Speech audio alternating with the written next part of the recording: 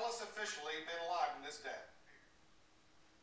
Tonight, I can report to the American people and to the world that the United States has conducted an operation that killed Osama Bin Laden, the leader of Al-Qaeda, and a terrorist who's responsible for the murder of thousands of innocent men, women, and children.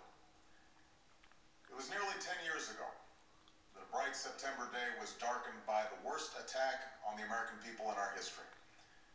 The images of 9/11 are seared into our national memory. Hijacked planes cutting through a cloudless September sky, the Twin Towers collapsing to the ground, black smoke billowing up from the Pentagon, the wreckage of Flight 93 in Shanksville, Pennsylvania, where the actions of heroic citizens saved even more heartbreak and destruction. And yet we know that the worst images are those that were unseen to the world.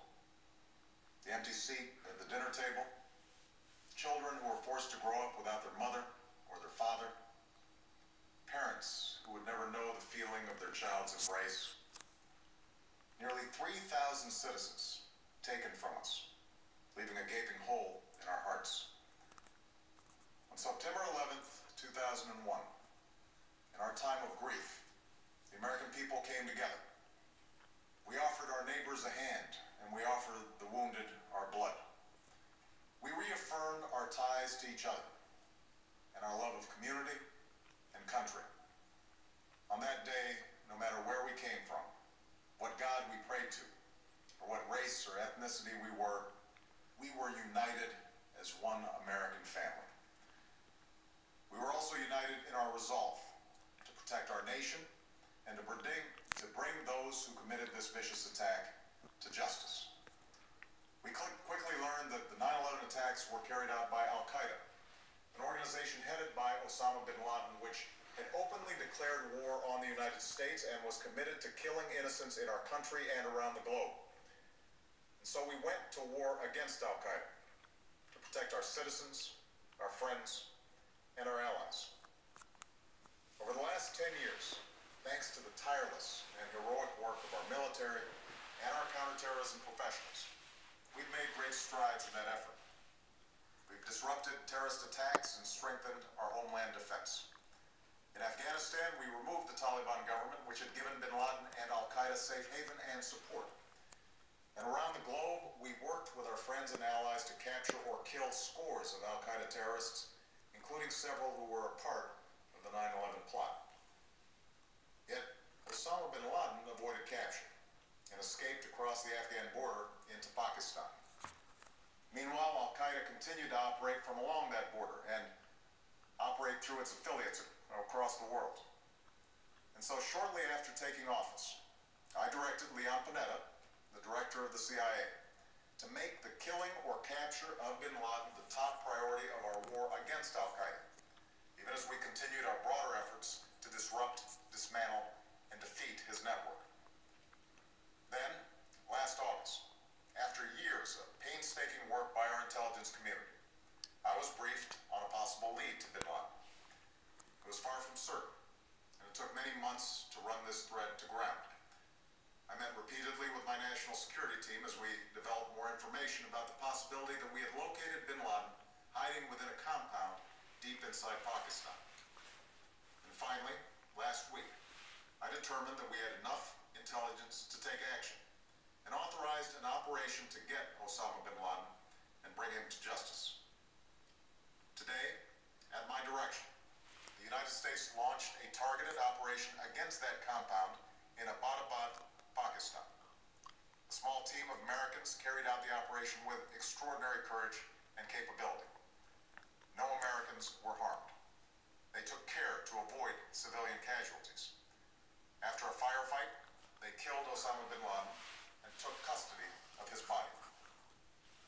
For over 2 decades, Bin Laden has been Al-Qaeda's leader and symbol, and has continued to plot attacks against our country and our friends and allies.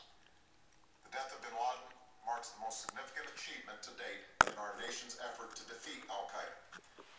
Yet his death does not mark the end of our effort. There's no doubt that Al-Qaeda will continue to pursue attacks against us. We must, and we will, remain vigilant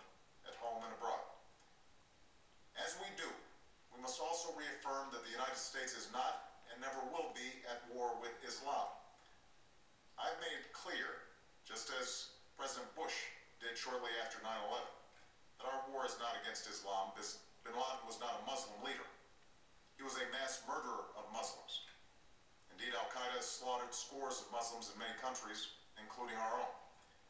So his demise should be welcomed by all who believe in peace and human dignity. Over the years, I've repeatedly made clear that we would take action within Pakistan if we knew where bin Laden was. That is what we've done. But it's important to note that our counterterrorism cooperation with Pakistan helped lead us to bin Laden and the compound where he was hiding.